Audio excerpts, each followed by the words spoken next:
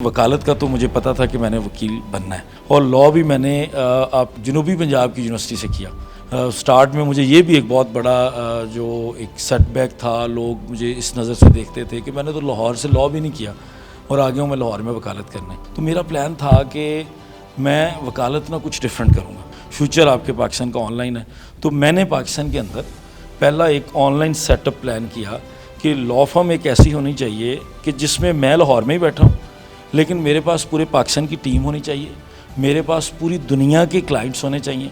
अब एग्जैक्टली ऐसे है कि हमारे पास हमारा एक फेसबुक पेज है जिस पे लोग हमें फॉलो कर रहे हैं और मेजॉरिटी हमारे जो फॉलोअर्स की है ना वो ओवरसीज़ पाकिस्तानीज़ हैं या जो लोग बाहर से, जिन लोगों के पाकिस्तान के अंदर कोई स्टेक्स हैं।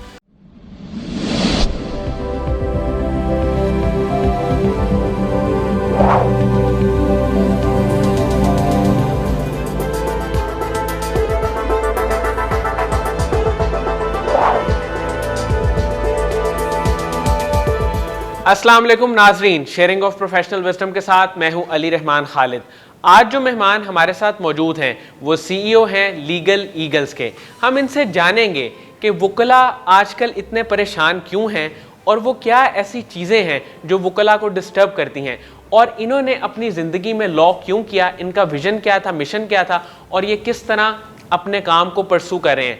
आइए इनसे मुलाकात करते हैं और जानते हैं। बहुत बहुत शुक्रिया अहमद शेर जट साहब आपकी तशरीफ़ आवरी का। सर, सबसे पहले तो मुझे ये बताइएगा कि आप लॉ की फील्ड में कब और कैसे आए, ये इंटरेस्ट आपके अंदर कब डेवलप हुआ? बेसिकली जी मेरा ताल्लुक़ पंजाब के एक छोटे से शहर ज़िला पाकपतन शरीफ से है। और पाकपतन शरीफ में भी हमारा ना मोहल्ला वो बड़ा अभी भी मुझे मेरे दोस्त छेड़ते हैं कि तुम उस जगह के हो जहाँ अभी भी मंदिर हैं, तो चाह मंदिर वाला वहाँ का एक इलाका है, वहाँ से मेरा ताल्लुक़ है। तो पहली तो ये कि वकालत का तो मुझे पता था कि मैंने वकील बनना है, क्योंकि बचपन से ही वो एक एलिमेंट था जिसमें मुझे कहा जाता था कि तू हर वेले वकील नाले काम करना। वो तो मुझे पता था कि मैंने बनना है, लेकिन ये मुझे अल्लाह ताला ने जिस तरह से नवाजा कि मैंने लाहौर शहर के अंदर आके और फिर उसके बाद जो है वो पूरे पाकिस्तान में अपना सेटअप बनाने का प्लान किया।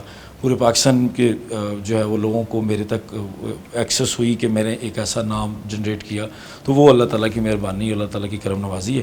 तो ये था वो सारा जहाँ से मैं उठ के आया। सेकेंडली मुझे ज़ाती तौर पे तो वकील बनने का शौक़ था, ज़ाती तौर पे मैं वकील ही बनना चाहता था, लेकिन मेरी फैमिली मुझे बिज़नेस वो उनको था कि ये जो स्टडीज़ होती हैं बिज़नेस की वो करेगा लड़का, हमारा भी कोई बंदा कारोबार करेगा, क्योंकि बहुत ज़्यादा उनको पता नहीं था कि कौन कौन सी फील्ड्स हैं, इवन उनको ये भी नहीं ज़्यादा पता था। तो मैंने उसमें से जो है ना वो भाग के फौरी तौर पे लॉ को चूज़ किया। और लॉ भी मैंने आपके जो पंजाब की एक जनूबी पंजाब की यूनिवर्सिटी से किया।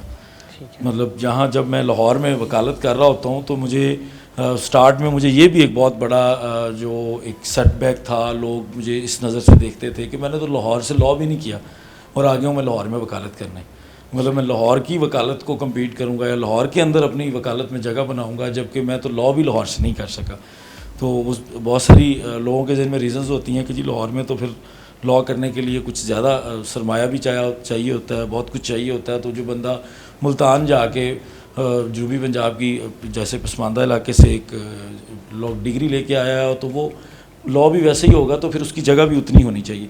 तो ये वहाँ से मैंने ड्राइव किया कि मैंने जो तो मुझे बचपन से पता था कि मैंने लॉयर बनना है, और उसके बाद जो मेरी स्ट्रगल है कि मैंने डिसाइड किया कि वकील भी फिर कोई ऑर्डनरी नहीं बनना। ऑर्डनरी वकील के जो हमारी ट्रेडिशनल वकालत है, ट्रेडिशनल वकालत जो आप हमेशा से देखते आ रहे हैं कि बंदा जो है ना वो बस वो हमारा पुराना सा कोट शूट पहन के, वो कोट भी अब तो छोटे शहरों में तो ट्रेंड नहीं होता, तो वो बस एक नॉर्मल वकालत चल रही है जी, एक चैम्बर है, लिफाफे हैं, वो काम चल रहा है।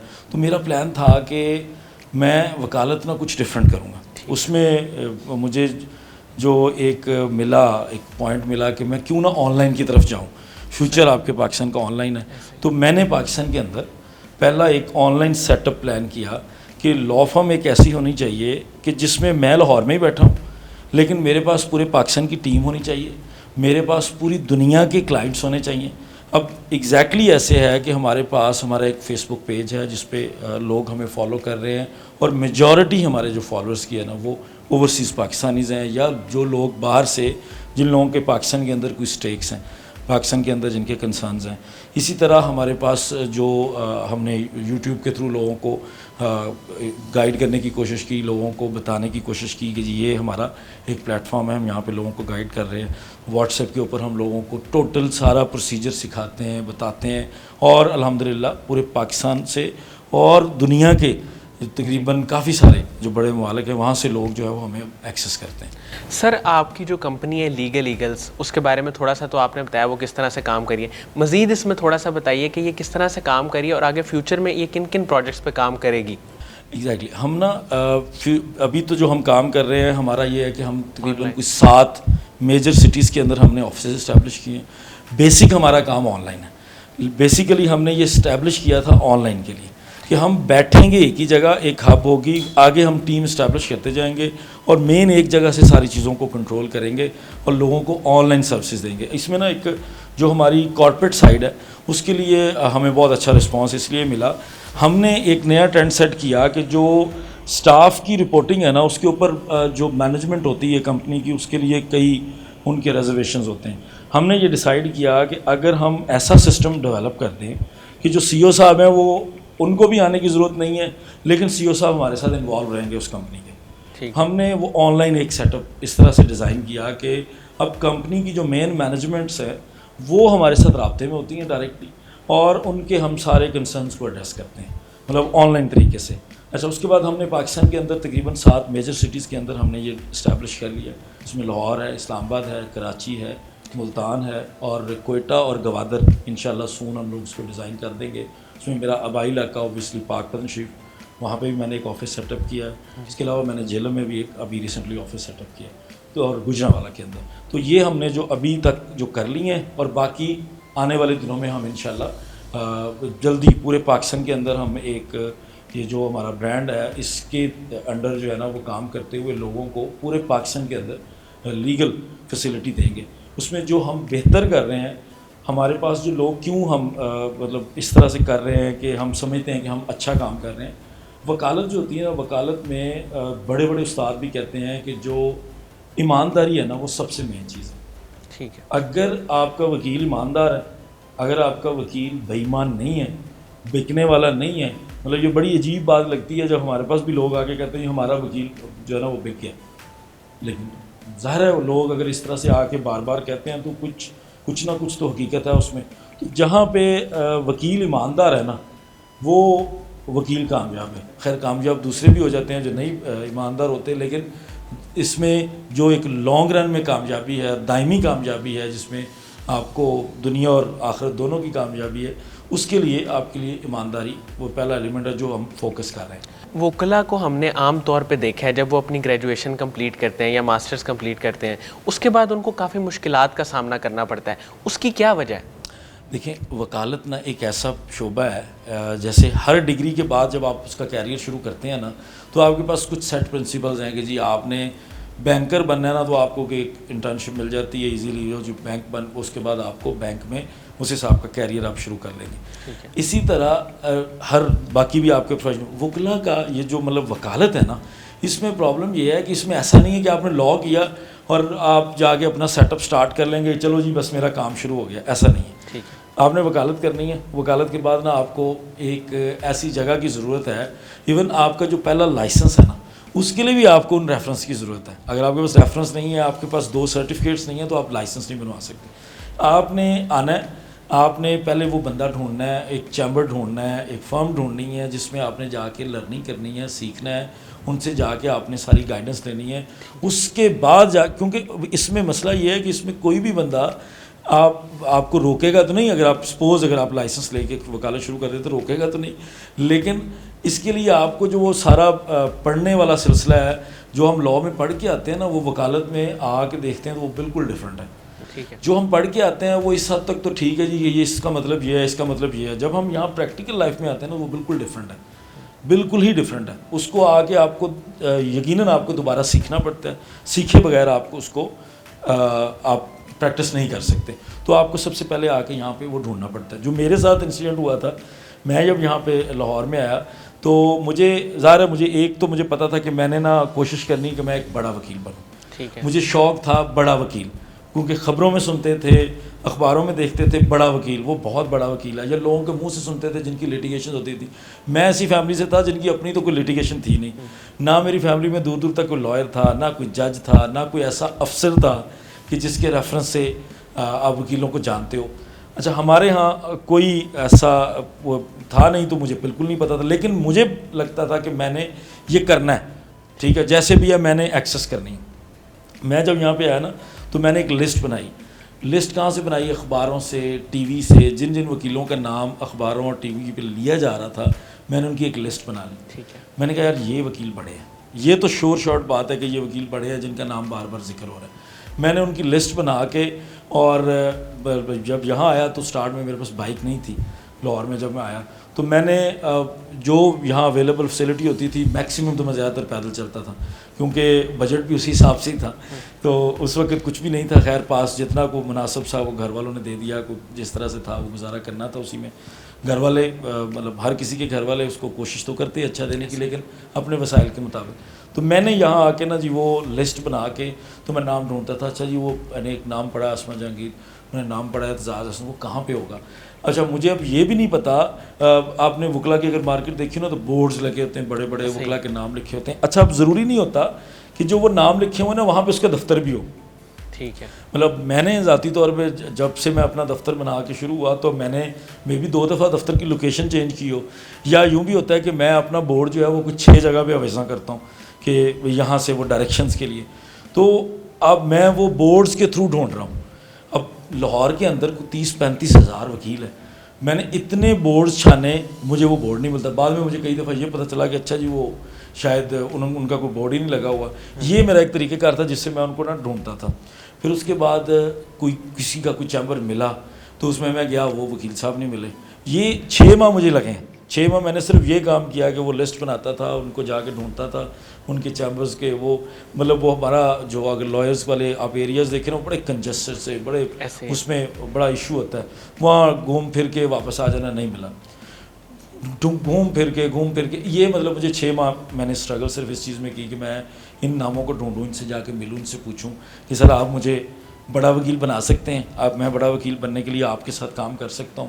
تو مجھے کیونکہ مجھے جو لوگ سیشن کورٹ میں ملے, جو چھوٹی عدالتوں میں ملے, انہوں نے کہا کہ تو آپ کا کوئی تعلق ہے تو آپ فلاں چودھری صاحب کے ساتھ وکالت کر سکتے ہیں, آپ ایسے کریں فلاں کسی جج صاحب کی سفارش کروا لیں. اب میرے پاس یہ کچھ بھی نہیں تھا. دین فائنلی میں نے جو ہے نا وہ یہ اسٹرگل جاری رکھتے ہوئے مجھے ایک فرم نے موقع دے دیا, جو اس وقت بھی مطلب اور آج بھی مجھے پراؤڈ فیل ہوتا ہے اس فرم کے اوپر جس نے مجھے موقع دیا. اور انہوں نے مطلب وہ جو میرے استاد تھے وہ واحد بندے تھے جو پاکستان میں ریمنڈ ڈیوس کیس کے اندر, ریمنڈ ڈیوس کے جو وہ جن لوگوں کو اس نے قتل کیا تھا ان کے وکیل تھے. اور ریمنڈ ڈیوس نے جب اپنی بک لکھی تو اس نے یہی کہا کہ یار یہ بندہ ہمیں ٹف ٹائم دیتا تھا, جو مطلب اتنے سالوں کے بعد بھی ان کی ایمانداری جو ہے نا وہ ریمنڈ ڈیوس نے خود بیان کر دی. تو یہ مجھے وہاں سے ایک موقع ملا, اور اس موقع کے بعد جب میں لگا رہا, کوشش کرتا رہا اپنی. اور مجھے یاد ہے کہ میں نے جب میری ارلی وکالت تھی لوگوں سے کہانیاں سنی تھی, لیکن مجھے یقین نہیں آتا تھا کہ آپ جو ہے نا وہ کبھی یونیفارم مطلب آپ شوز پہن کے بھی سوئے ہوں. لیکن مجھے یاد ہے کہ مجھے استاد محترم نے کہا کہ ابھی کام کرنا ہے, موقع میں دے رہا ہوں, اب آگے دوڑ آپ کی ہے, ٹھیک ہے, آپ نے جتنا کر سکتے ہو کرو. مطلب اس میں ہمارے آفس میں کوئی ٹائم کی پابندی نہیں تھی, جتنا آپ کا کام آپ جتنی دیر تک کرنا چاہو کر سکتے ہو. مجھے ایگزیکٹلی یاد ہے کہ 2 سے 3 راتیں اس ارلی وکالت میں, بعد میں تو ایسی بہت ساری راتیں آئی ہوں گی, لیکن ارلی وکالت میں مجھے 2-3 راتیں جب میں ابھی شاگرد ہی تھا جس میں میں اتنا لیٹ گیا ہوں کہ میرے اندر ہمت نہیں تھی. میں نے کہا ایسے سوتے ہیں, صبح اٹھیں گے, اگر یونیفارم ٹھیک رہا تو ٹھیک ہے, ایسے ہی چلے جائیں گے, ورنہ صبح چینج کر لیں گے. مطلب اتنی ہمت نہیں تھی.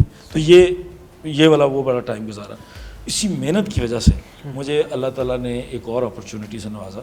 وہ یہ تھی کہ میں ان 35 خوش نصیبوں میں سے تھا جن کو آپ کی یورپی یونین جو ہے, یورپی یونین نے آپ کی پاکستان کی پارلیمنٹ کے لیے ایک پروجیکٹ سٹارٹ کیا. اس پروجیکٹ میں مجھے سلیکٹ کیا گیا. اس میں باقاعدہ ایک کمپیٹیٹیو ایگزام تھا. اس ایگزام کے بعد کوئی کافی 12-15 ہزار لوگوں میں سے انہوں نے 100 لوگوں کو شارٹ لسٹ کیا. 100 میں سے انہوں نے فردر 35 کو کیا, جس میں انٹرویو پینل میں آپ کے بیوروکریٹس بھی تھے, آپ کے پولیٹیشنز بھی تھے, اور یورپی یونین کے لوگ تھے. وہ مجھے ایک اپرچونٹی ملی, اور میں نے ایز اے پارلیمانی معاون اردو میں ہمارا عہدہ پارلیمانی معاون تھا، انگلش میں اس کو پارلیمنٹری ایسوسیٹ کہا جاتا ہے. وہ مجھے ایک اپرچونٹی ملی اور میں نے پارلیمنٹ میں کام کیا. پارلیمنٹ میں مجھے چیئرمین سینٹ کے ساتھ اپوائنٹ کیا گیا کہ آپ چیئرمین سینٹ صاحب کو اسسٹ کریں گے جو بھی ریسرچ کے پوائنٹ آف ویو سے معاملات ہوں گے، جو آپ کو پارلیمان کے حوالے سے جو بھی آپ کو کہا جائے گا آپ ریسرچ کریں. اچھا وہ مطلب وہ ایک اپرچونٹی تھی. اس کے بعد بھی میرے پاس ایک اپرچونٹی تھی کہ میں اچھی جاب کنٹینیو کر سکوں، لیکن میں نے اگین پریفر کیا کہ جی میں نے اب جا کے واپس یہ میں نے ایک ایکسپوجر کر لی ہے، اب میں جا کے اپنی دوبارہ وکالت کروں گا. اور جو میں نے آ کے دوبارہ اپنے اس آفس کو جو ہے نا وہ سٹارٹ کر لیا. یہ لیگل ایگلز بیسیکلی اس کے بعد میں نے سٹارٹ کیا. پہلے میں جیسے میں نے آپ کو بتایا کہ میں کسی کے ساتھ کام کرتا تھا. اچھا اس کے لیے نا ہم نے ایک یوٹیوب چینل سٹارٹ کیا لیگل ایگلز کے نام سے. اس یوٹیوب چینل کے اندر نا ہم لوگوں کو ایون یہاں تک گائیڈ کرتے ہیں کہ جی آپ کو پولیس کے ساتھ کوئی مسئلہ ہو، آپ کے گھر کے اندر جائیداد کی تقسیم کا کوئی مسئلہ ہو، آپ کے ساتھ کوئی بھی ایسا مسئلہ ہو جس میں آپ کو قانونی معلومات چاہیے یا آپ کو پتہ ہونا چاہیے کہ میرے بنیادی حقوق کیا ہیں، آپ کو کوئی بندہ جو ہے نا وہ آپ کے حقوق آپ سے چھین نہ سکے، تو اس کے لیے ہم نے نا یہ یوٹیوب چینل سٹارٹ کیا لیگل ایگلز کے نام سے، جس میں ہم ہر طرح کے ٹاپکس پہ، اس میں آپ کی زمینوں کے مسئلے، آپ کے تھانوں کے مسئلے، آپ کے کاروبار کے مسئلے، کوئی کاروبار کرنا ہے اس کے لیے لوگ بچوں کو قانونی طور پہ کیا چاہیے، لوگ نئے کاروبار کرنا چاہتے ہیں ان کو پتہ نہیں ہے کہ ہم نے قانونی طور پہ کل کو اس میں کیا مسئلہ ہونا ہے، کوئی ٹیکس کا مسئلہ ہے، تو ہر چیز کے اوپر ہم نے جو ہے وہ سیگمنٹس بنا کے اس کے اندر ہم ویڈیوز اپلوڈ کرتے ہیں تاکہ لوگوں کی رہنمائی ہو سکے. سر ہمارے ہاں جو لوگ گریجویشن کرتے ہیں اس کے بعد لاء کی فیلڈ میں آتے ہیں، سب سے بڑا چیلنج انہیں فیس کرنا پڑتا ہے وہ کیا ہے؟ آپ کو اچھا استاد چاہیے. ٹھیک ہے. وکالت ایک ایسا شعبہ ہے جس میں باس کی جگہ نا آپ کو ایک اچھا استاد چاہیے. ٹھیک ہے. اچھا استاد ہوگا تو جو آپ لوگوں کے ذہن میں ایک ایشو ہوتا ہے کہ جو ہماری سوسائٹی کے اندر وکلا کی وجہ سے پرابلمز ہو رہی ہیں وہ بھی نہیں ہوں گی. ایک اچھا استاد ہوگا تو ہمارے آنے والے وکلا کی تربیت اچھی ہوگی اور ان کا کیریئر اچھا بنے گا. صرف ایک اچھا استاد چاہیے. سر عام طور پہ یہ دیکھا جاتا ہے کہ کیسز جو عدالتوں میں آتے ہیں اس میں ڈیلے ہو جاتا ہے، اس ڈیلے کی کیا وجہ ہے؟ دیکھیں اس ڈیلے میں نا بہت سارے ایلیمنٹس ہیں. آپ کے کرمنل کیسز میں آپ کی انویسٹیگیٹو ایجنسیز بھی انوالو ہوتی ہیں، آپ کا یقیناً آپ کے عدالتی نظام میں بھی کچھ نہ کچھ وہ ایسی فرسودگی ہے جو چل رہی ہے، اس میں پارٹیز کا اپنا کنسرن بھی ہوتا ہے. تو وہ یہ ساری چیزیں ملا کے نا وہ ایک جو ہمارا وہ جسٹس میں ڈیلیڈ والا سسٹم بنا ہوا ہے نا وہ آ رہا ہے. ادروائز لوگ اگر تھوڑے سے ویجیلنٹ زیادہ ہو جائیں، جس میں اگین میں کہتا ہوں کہ لوگوں کو ویجیلنٹ کرنے کی ضرورت ہے، ان کو اویئر کر دیں آپ، تو بھی انشاءاللہ یہ جو دیری ہے نا انصاف کے سسٹم میں وہ ختم ہو سکتی ہے. سر قاسم علی شاہ صاحب کی فاؤنڈیشن ہے، ان کے ویڈیو لیکچرز بھی آپ نے سنے ہوئے ہیں، ان کے بارے میں کیا کہیں گے؟ سر جی میں سمجھتا ہوں کہ میرے لیے بھی بہت بڑی موٹیویشن جو ہے نا وہ یہ فاؤنڈیشن ہے. میں اس فاؤنڈیشن کے فاؤنڈر ممبرس کو جانتا ہوں. میں آج بھی اس چیز کا جب میں یہاں بیٹھا ہوں نا تو اس سے پہلے بھی شاید میں یہ سمجھتا ہوں کہ یہ جو پلیٹ فارم ہے نا یہ شاید کوئی جس طرح بہت سارے پلیٹ فارم کام کر رہے ہیں، میں کسی کو تنقید نہیں کر رہا، لیکن ایک امیج بنی ہوئی ہے کہ کمرشل ہے سارا سسٹم. لیکن جو خدمت قاسم علی شاہ فاؤنڈیشن کر رہی ہے، جو پازیٹیوٹی ہمارے نوجوانوں کو دے رہی ہے، جو آپ لوگ ہیومینٹی کو سروس دے رہے ہیں، وہ اس طرح کی کوئی مثال نہیں ہے. میں ذاتی طور پہ فالوور بھی ہوں، میں ذاتی طور پہ ان کا ایک بہت ہی ادنا سا فین بھی ہوں، اور ہمیشہ ان کی باتوں کو دوسری جگہوں پہ کوٹ کر کے پہلے اپنے اوپر امپلیمنٹ کرتا ہوں. جیسے شاہ صاحب ہمیشہ فرماتے ہیں پہلے خود پہ بھی لگایا کریں، تو اس کے بعد میں آگے بھی پھیلانے کی پوری کوشش کرتا ہوں. بہت بہت شکریہ احمد شیر جٹ صاحب آپ کی تشریف آوری کا. ناظرین مجھے امید ہے کہ جو لوگ لاء کے بارے میں اور اس سے آگے ریلیٹڈ فیلڈز کے بارے میں جاننا چاہتے ہیں ان کے لیے انٹرویو انتہائی مفید ثابت ہوگا. بہت بہت شکریہ، اپنا بہت ہی خیال رکھیے گا. اللہ حافظ.